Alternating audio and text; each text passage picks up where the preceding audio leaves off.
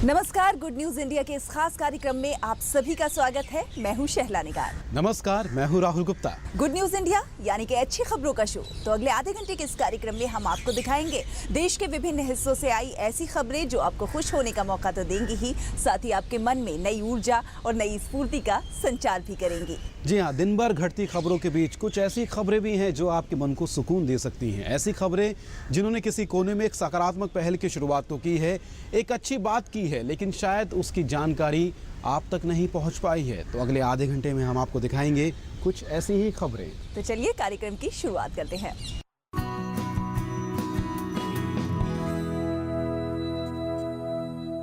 हम शहरों में काम करने वाले लोग नियमित रूप से पैसा तो कमाते हैं, बचत भी करते हैं और कभी कभी कुछ दान पुण्य का काम भी करते हैं। लेकिन अक्सर हमने देखा है कि जो दान पुण्य का काम है वो भी शहरों तक ही सीमित रह जाता है।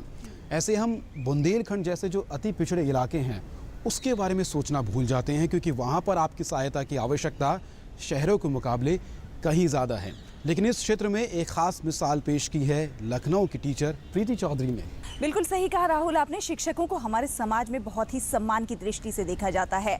उन्हें हमारे समाज में माता पिता का दर्जा दिया जाता है और यही शिक्षक कभी कभी कुछ ऐसा काम कर जाते हैं जिससे इनका सम्मान हमारे मन में और भी ज्यादा बढ़ जाता है। और कुछ ऐसा ही काम किया है लखनऊ की इस शिक्षिका प्रीति चौधरी ने। समाज में शिक्षकों की भूमिका वैसे भी काफी सम्मानजनक है, लेकिन कभी कभी ये ऐसा काम कर जाते हैं जिसकी वजह से इनके लिए सम्मान और बढ़ जाता है। कुछ ऐसा ही किया है लखनऊ की प्रीति चौधरी ने। लखनऊ की बाबा साहेब भीमराव अंबेडकर केंद्रीय विश्वविद्यालय की टीचर प्रीति चौधरी ने कमाल का काम किया है। प्रीति को बुंदेलखंड के किसानों की आत्महत्या की खबरों से इतनी तकलीफ हुई कि उन्होंने अपनी और अपने पति की सैलरी से 2 लाख रुपए उन्हें सहायता देने के साथ साथ फेसबुक पर दोस्तों से उनके लिए मदद मांगी। दोस्तों ने भी इनकार नहीं किया और प्रीति ने 50 लाख रुपए से ज्यादा की रकम जमा कर ली। जिस तरीके से मैं हर दिन बुंदेलखंड की खबरें देख रही थी अखबार में, खासतौर से जनवरी और मार्च के बीच में, तो हर दिन आ रहा था कि किसान ने आत्महत्या कर ली, कोई कर्ज के बोझ से अधिकतर लोग दबे हुए थे। तो उस हालात में तो यही लगा कि इनको फौरी तौर पे तो कुछ आर्थिक मदद की जाए। अक्सर ऐसा काम कोई एनजीओ करता है, लेकिन प्रीति चौधरी कोई एनजीओ नहीं चलाती हैं। यह उनका निजी प्रयास है। इनके सहयोग से पीड़ितों को अब लगभग 750 रुपए प्रति माह तक बैंक इंटरेस्ट देता है, जो भले ही सुनने में कम लगता हो, लेकिन उनके लिए एक बड़ा सहारा है, जो दिन भर काम करके 20 से 30 रुपए भी नहीं कमा पाते। प्रीति चौधरी के इस सराहनीय काम में उनका मनोबल बढ़ाया उनके पति ने, जो खुद एक वरिष्ठ आईएएस अधिकारी हैं और वर्तमान में लखनऊ में लोक निर्माण विभाग के सचिव के पद पर तैनात हैं। प्रीति चौधरी के इस प्रेरणा प्रयास के कारण जिन लोगों ने इस मुहिम में उनका साथ दिया वह भी सराहना कर रहे हैं। डॉक्टर प्रीति चौधरी ने बहुत बड़ा इनिशिएटिव लिया, एक बहुत बड़े काम करने का बीड़ा उठाया और उन्होंने ये मुहिम चलाई जिसमें हम सबका आह्वान किया और हम सभी कॉलेज के साथी और उनके अन्य साथी एक साथ आगे बढ़े। हम लोगों ने उनकी मदद करने का बीड़ा उठाया और किसी ने अपनी एक दिन की सैलरी दी, किसी ने यथा सामर्थ्य आर्थिक मदद की। बुंदेलखंड में एक आदमी की औसत आय लगभग 51 रुपए रोजाना है। अति गरीब इस आबादी में 68% दलित, पिछड़े और आदिवासी हैं। यहाँ 60% कम बारिश हुई है, 70% खेत बोया भी नहीं गया है और इस भूखमरी के कारण लोग पलायन के लिए मजबूर हैं। लेकिन प्रीति का यह प्रयास लोगों के लिए सहारा बना हुआ है। इतना ही नहीं, प्रीति अभी भी उनकी मदद में निरंतर संभावनाएं तलाश रही हैं। लखनऊ से उमाशंकर दुबे की रिपोर्ट, गुड न्यूज इंडिया के लिए। यानी राहुल कह सकते हैं कि लखनऊ के बाबा साहब भीमराव अंबेडकर की ये जो शिक्षिका है प्रीति चौधरी, ये अब समाज के सामने एक प्रेरणा बन गई हैं, एक मिसाल बन गई हैं अन्य लोगों के लिए, अन्य शिक्षकों के लिए भी और अन्य बच्चों के लिए भी। जी हाँ, उनकी एक बहुत अच्छी सोच। लेकिन क्या आपने सोचा है कि एक नई सोच भी ना सिर्फ आपको कामयाबी दिला सकती है बल्कि आपके लिए करोड़ों पैसे भी कमा सकती हैं। जी हाँ, 2 इंजीनियर्स के बारे में हम आपको बताते हैं जिन्होंने अपनी लाखों की जॉब छोड़कर चाय बेचने का काम शुरू किया, इंजीनियर्स और चाय बेचने का काम। लेकिन सच है, उन्होंने एक नया काम शुरू किया नई सोच के साथ, और आज ना सिर्फ वो कई लोगों को रोज़गार दे रहे हैं, बल्कि कामयाबी के साथ करोड़ों का ये चाय बेचने का बिजनेस भी चला रहे हैं। हाँ राहुल, हमने कभी सोचा भी नहीं था कि कोई चाय बेचकर करोड़पति बन सकता है। लेकिन कहते हैं ना कि God help those who help themselves, और इस कहावत को चरितार्थ किया है बरेली के इन दो इंजीनियरों ने। क्या है इनकी कहानी, आइए देखते हैं। क्या कोई चाय बेचकर करोड़पति बन सकता है? हमने शहरों में कई महंगे महंगे कॉफी शॉप देखी हैं, लेकिन अब देसी चाय के भी साफ सुथरे आउटलेट खुल रहे हैं, वो भी बिल्कुल देसी भाव में।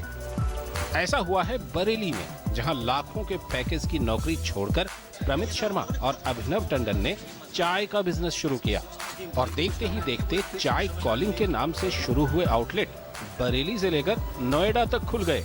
आज इनके बरेली में चाय के 6 और नोएडा में 3 आउटलेट हैं। प्रमित सॉफ्टवेयर इंजीनियर हैं तो अभिनव टंडन इलेक्ट्रिकल इंजीनियर हैं, लेकिन कुछ अलग करने की चाह में दोनों ने 1 लाख रुपए से चाय के आउटलेट खोले, और आज इनका टर्नओवर 1 करोड़ रुपए से ऊपर का हो गया है। इतना ही नहीं, इनका ये बिजनेस करीब 35 लोगों को रोजगार भी मुहैया करा रहा है। अभी हमारी चाय कॉलिंग कंपनी जो mild and beverages private limited के अंडर है, इसमें हम लोगों के on an average 32 to 35 employees हैं। कुछ लोग हमारे फ्रंट एंड पे वर्क कर रहे हैं, around 20 to 25 people, and 7 to 8 peoples जो हैं वो हमारे बैक एंड सपोर्ट में हमारे साथ। आमतौर पर आपको सड़कों पर चाय की कई दुकानें, ठेले, खोखे मिल जाएंगे, लेकिन वहां आपको साफ सफाई समेत बहुत सी कमियां जरूर खलेंगी। लेकिन इन आउटलेट्स पर बहुत ही साफ सफाई से चाय बनाई जाती है, और ऐसा भी नहीं कि कीमत बहुत ज्यादा हो। चाय मिल जाएगी 5 रुपए से लेकर 25 रुपए में। आज हमारे 6 आउटलेट बरेली में हैं, 3 आउटलेट नोएडा में हैं, और लखनऊ में हमारे 20 आउटलेट लाने की प्लानिंग हो रही है। तो धीरे धीरे करके सब कुछ होता चला गया। चाय कॉलिंग के आउटलेट पर 15 तरह की चाय बेची जा रही है, और अब तो तैयारी हो रही है चाय की होम डिलीवरी की भी, जिसके लिए चाय ब्रिगेड की शुरुआत होने जा रही है, जिसमें फोन करने पर 15 मिनट में चाय आपके घर पहुंच जाएगी। आने वाले दिनों में ये दोनों इंजीनियर लखनऊ में चाय के 20 आउटलेट खोलने जा रहे हैं, और फिर पूरे देश में ऐसे ही आउटलेट खोलने की योजना है। वहीं इन आउटलेट्स पर आने वाले लोग भी काफी खुश हैं और चाय की जमकर तारीफ कर रहे हैं। अच्छा है, चाय की अच्छा है, क्वालिटी अच्छी है, हाँ साफ सुथरी है। चाय कॉलिंग की शुरुआत कर दोनों युवा इंजीनियरों ने एक नजीर पेश की है उन युवाओं के लिए जो पढ़ाई में या नौकरी में सफल ना होने पर अपना हौसला ही खो देते हैं। ऐसे में जरूरत है तो इनसे सीख लेने की, जिन्होंने नौकरी छोड़कर खुद का बिजनेस शुरू किया और आज कई लोगों को रोजगार दे रहे हैं। बरेली से गुड न्यूज इंडिया के लिए अरविंद कुमार की रिपोर्ट। तो यहाँ रुकेंगे एक छोटे से ब्रेक के लिए, और ब्रेक के बाद भी गुड न्यूज इंडिया पर अच्छी खबरों का सिलसिला यूं ही जारी रहेगा।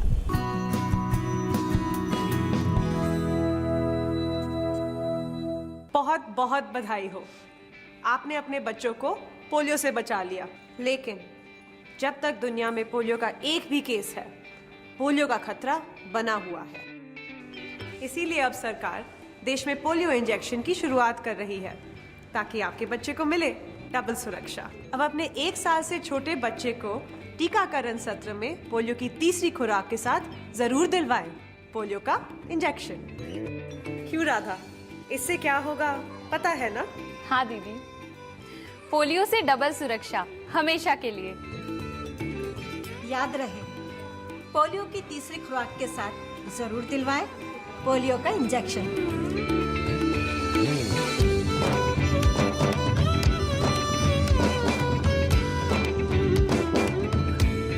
अधिक जानकारी के लिए अपने पास के स्वास्थ्य केंद्र, ANM या आशा दीदी से संपर्क करें। उंगली थाम के जिसने चलना सिखाया, कड़ी मेहनत करके हमको पढ़ाया, हमारी खुशियों को अपनी खुशी बनाया, जिंदगी के हर सुख दुख में जो एक साया बनकर साथ रहे, ढलती उम्र में इन्हें अकेला ना छोड़ें। ध्यान रखें, माता पिता एवं वरिष्ठ नागरिक भरण पोषण एवं कल्याण अधिनियम 2007 के तहत माता पिता की देखभाल करना हमारा कर्तव्य है और उनको बेसहारा छोड़ना एक दंडनीय अपराध है। सामाजिक न्याय और अधिकारिता मंत्रालय, भारत सरकार द्वारा जनहित में जारी। तुमने कहा था पैसे दोगे? I need money। अंजू, ये चोट कैसे लगी? वो बाथरूम में पैर फिसल गया था। छुपाने से कुछ सॉल्व नहीं होगा अंजू। ये सब आखिर कब तक? हाँ, कभी मायके से पैसे मंगाओ तो कभी लड़की पैदा हुई इसका ताना। मैं करूँ भी तो क्या अनीता? छोड़ना, मेरे घर की बात है। ये तुम्हारी इज्जत की बात है। अपने पति के घर में इज्जत से रह पाना तुम्हारा हक है और वो जो कर रहा है गैर कानूनी है। इसकी कंप्लेंट करना जरूरी है। डरो मत। डोमेस्टिक वायलेंस एक्ट के तहत तुम्हारे पति को पहले वार्निंग दी जाएगी और एक प्रोटेक्शन ऑफिसर भी अपॉइंट होगा जो उसके बर्ताव पर निगरानी रखेगा। इसमें काउंसलिंग, इमरजेंसी में शेल्टर होम और मेडिकल की सुविधा भी है। फिर भी हालात नहीं सुधरे तो घरेलू हिंसा अधिनियम 2005 के अंतर्गत आप निकटतम पुलिस स्टेशन में कंप्लेंट कर सकते हैं। अगर सुनवाई नहीं होती है तो राष्ट्रीय महिला आयोग की मदद भी ले सकते हैं। घर के अंदर होने वाले जुल्म को छिपाओ मत, बल्कि आवाज उठाओ।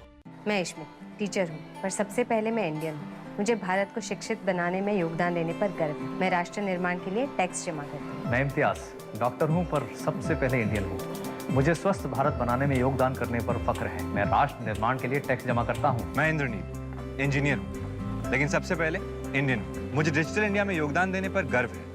मैं राष्ट्र निर्माण के लिए टैक्स जमा करता हूँ। मैं आयरीन बिजनेस करती हूँ, पर सबसे पहले मैं इंडियन हूँ। मुझे मेक इन इंडिया मिशन में योगदान देने पर गर्व है। मैं राष्ट्र निर्माण के लिए टैक्स जमा करती हूँ। हम सब इंडियन हैं।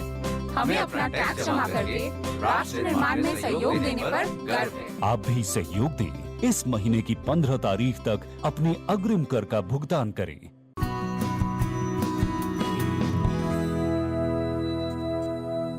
ब्रेक के बाद गुड न्यूज इंडिया में एक बार फिर से आप सभी का स्वागत है। और राहुल, अब अपने दर्शकों को लिए चलते हैं उड़ीसा, जहां पर कुछ छात्राओं ने, स्कूली छात्राओं ने स्वच्छता का बीड़ा उठाया है। ये छात्राएं हर सप्ताह एक स्थान को चिन्हित करती हैं और वहां पे जाके सफाई करती हैं और पिछले 2 सालों से वो इस काम को करती चली आ रही हैं। जी, वाकई में स्वच्छता का अभियान पूरे देश में चल रहा है। हर कोई उसमें अपना योगदान दे रहा है और अच्छी बात यह है कि हर हफ्ते या हर 2-3 हफ्ते बाद हमें कुछ ना कुछ ऐसी खबरें ज़रूर मिलती रहती है जिसमें समाज के हर तबके के लोग भारत के स्वच्छ अभियान में अपना किसी न किसी तरीके से योगदान दे रहे हैं। अब इन छात्राओं को ही लीजिए, ये किसी सार्वजनिक स्थल को चुनती है। हम अपने घर में, घर के आसपास तो सफाई रखते हैं, लेकिन किसी पब्लिक प्लेस को चुनकर वहाँ स्पेशली जाकर सफाई करना, ये अपने आप में एक नई बात है।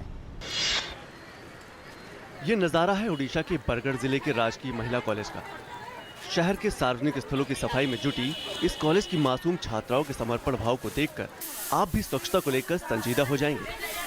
सफाई अभियान को जन अभियान बनाने में जुटी इन छात्राओं ने बातों ही बातों में एक ग्रुप बनाकर तकरीबन 1 साल पहले शहर को सफाई मुक्त करने का बीड़ा उठाया, जो आज जिले का स्वच्छता महाअभियान बन चुका है। देश को सफा करने से हमारा भी सफा होगा और हमारी देश भी सफा होगा। सफाई अच्छी सेहत के लिए ठीक होता है, इसलिए और सब सफाई करने से परिवेश अच्छा होता है। कॉलेज की छात्राएं शहर की सफाई के लिए हर सोमवार सुबह 7 बजे महाविद्यालय में एकत्रित होती हैं और कोई एक सार्वजनिक स्थान को चुनकर वहां की सफाई करती हैं और उसके बाद स्थानीय नागरिकों को स्वच्छता का पाठ भी पढ़ाती हैं।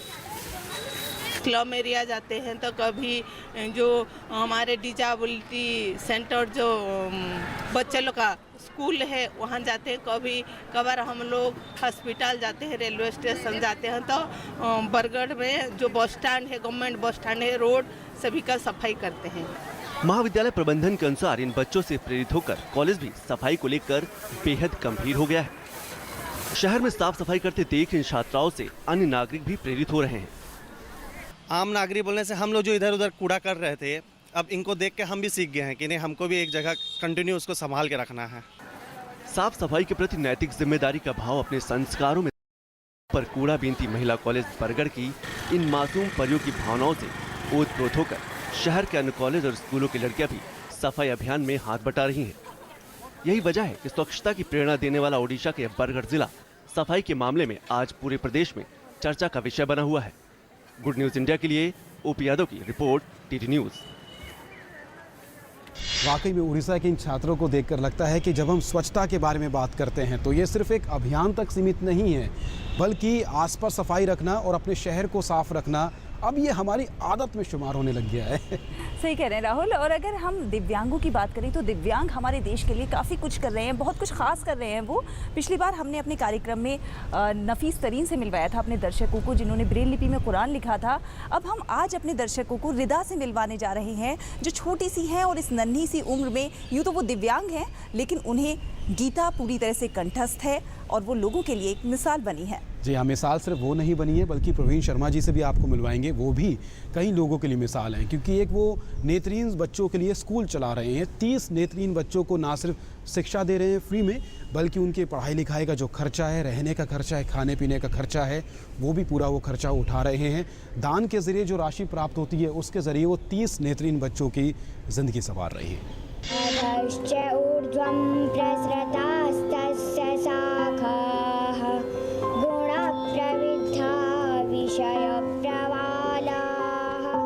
आप सुन रहे हैं श्रीमद् भगवत गीता के श्लोक।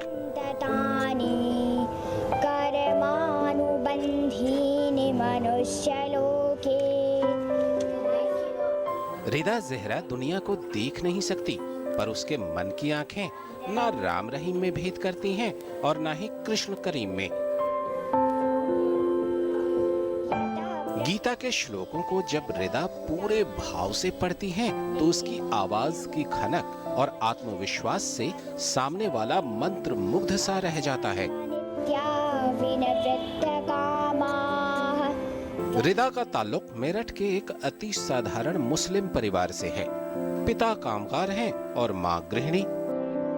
उत्तर प्रदेश सरकार ने 8 मार्च को महिला दिवस पर रिदा को रानी लक्ष्मीबाई पुरस्कार से सम्मानित करने की घोषणा की है, जिसमें 1 लाख रुपए की राशि और प्रशस्ति पत्र भी शामिल है।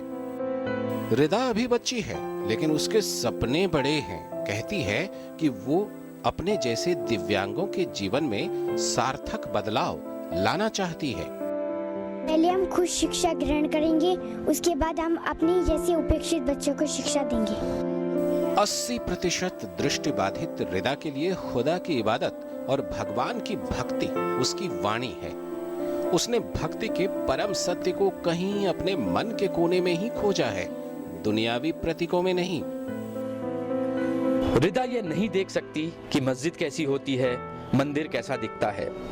वह तो सिर्फ इतना जानती है कि गीता के श्लोक और कुरान की आयतें क्या संदेश देती हैं आज के समाज को।